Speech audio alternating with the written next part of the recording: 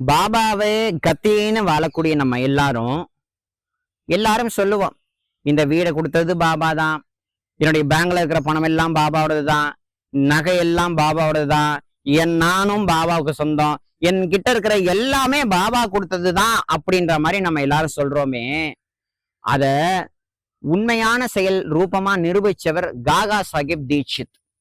அவர் சொக்க தங்கங்கிறத எப்படி நிரூபிச்சார் தெரியுமா?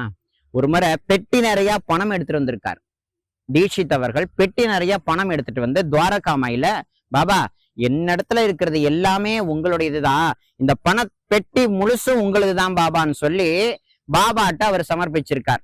பாபா அதை நல்லா பார்த்தார் பாருங்க. இந்த பெட்டி இருக்கிற பணம் எல்லாம் எனக்கு தானா?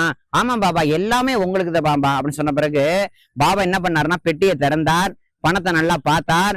சுத்தி இருக்கிற அத்தனை பேருக்கும் காகா சாஹிப் தீட்சித் கண்ணு முன்னாடியே ஒரு ரூபா ஒரு பண நோட்டு இல்லாம எல்லா பணத்தையும் காலி பண்ணிட்டார். காலி பண்ண பாபா காகா சாஹிப் தீட்சித்தையே உத்து பாக்குறார்.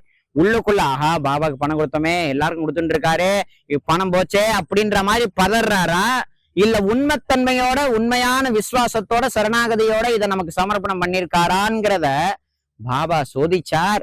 அந்த சோதனையில காகா சாஹிப் தீட்சித் வென்றார்.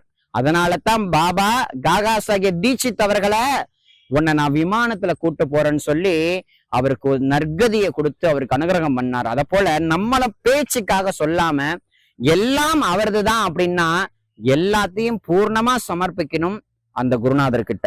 சாய்ராம்.